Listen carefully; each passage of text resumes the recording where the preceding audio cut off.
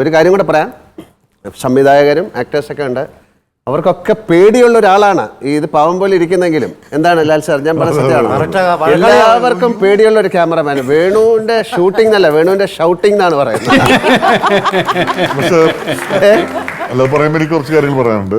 എന്റെ സിനിമയിൽ ഏറ്റവും അടുത്ത സുഹൃത്താരാണെന്ന് ചോദിച്ചു കഴിഞ്ഞാൽ ഞാൻ സിദ്ദിഖിനെ പറയുന്നതിന് മുമ്പ് പറയുന്ന ആളാണ് വേണു. കാരണം ഞാൻ വേണുമായിട്ടാണ് ഏറ്റവും കൂടുതൽ പടങ്ങൾ വർക്ക് ചെയ്യാറുണ്ടെന്ന് തോന്നുന്നു അല്ലേ? വേണു ഏറ്റവും കൂടുതൽ വർക്ക് ചെയ്തിരിക്കുന്നത് എൻ്റെ ഒപ്പം.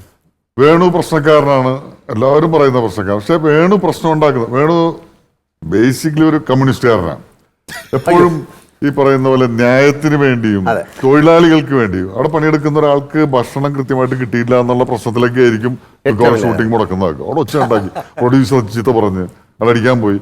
മിക്കവാറും പ്രശ്നങ്ങൾ ഉണ്ടാക്കുന്നവരും വളരെ ന്യായമായിട്ടുള്ള, സിനിമയിൽ പലപ്പോഴും വളരെ നിസ്സാരമായിട്ട് ആളുകൾ തള്ളിക്കളയുന്ന കാര്യങ്ങൾക്ക് വേണ്ടിയിട്ടായിരിക്കും വേണു പ്രശ്നം.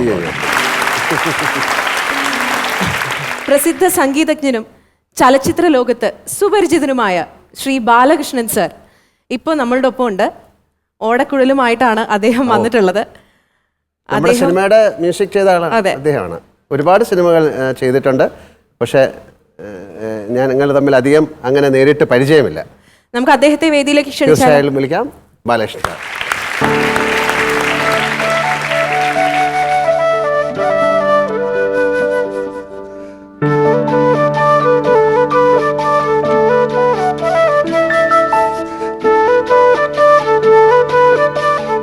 എന്താണ് വിയറ്റ്നാം കോളനിയെ പറ്റി അങ്ങ് പറയുന്നത്? അതിൻ്റെ ഒരു എന്താണ്, ഒരു സിനിമ വരുന്നു, അതിലൊരു മ്യൂസിക് വേണമെന്ന് പറയുന്നു, അതിലെ സിറ്റുവേഷൻസ് ഒക്കെ ഒരു സാധാരണ സിനിമേൻ്റെ സിറ്റുവേഷൻസ് അല്ല, എല്ലാം കോംപ്ലിക്കേറ്റഡ് ആയിട്ടുള്ള സിറ്റുവേഷൻസ് ആണ്. ഇവിടെ ആദ്യത്തെ പാട്ട് പവനറിച്ച് എഴുതുന്നേ. അത് പറയുമ്പോൾ എനിക്ക് ഹീറോയുടെ മദർ ഒരു പാട്ട് ടീച്ചർ, അത് പാട്ട് പഠിപ്പിക്കുന്നത് പോലെ ഒരു സാങ്. അത് നിങ്ങളൊരു സാങ് ചെയ്യണമെങ്കിൽ ആവശ്യമില്ല, ഏതെങ്കിലും കീർത്തന ഇട്ടാലും മതി എന്ന് പറഞ്ഞു. അപ്പം ഞാൻ പറഞ്ഞു ഞാനൊരു സാങ് ചെയ്യാം, അത് ശരിയാവാറില്ലെങ്കിൽ നമുക്ക് കീർത്തന ഇടാം. അപ്പോൾ പവനറിച്ച് എഴുതുന്ന ആ പാട്ട് പാടും. ചരണമൊക്കെ വരുമ്പോൾ പുഴയൊരു പൂനൂലായി മലകളെ പുണരുമ്പോൾ ഉപനയനം ചെയ്യും ഉസഷിന് കൗമാറും ജലസാധകം വിൻ ഗംഗയിലാടാൻ സരിഗമ പോലും സ്വയമുണരും പകരൂ പകരൂ പനിനീർ കുടഞ്ചു മേഘദൂത് തുടരൂ പവനരച്ചെഴു. അപ്പോൾ ആ ഒരു ഗംഭീരമായി വന്നതുകൊണ്ട് അതേ പിന്നെ ദാസേട്ടന് വെച്ച് പഠിപ്പിച്ച് അത് ടൈറ്റിൽ മ്യൂസിക്കായി, ആ ശ്ലോകങ്ങളൊക്കെ ഇട്ട് അങ്ങനെ.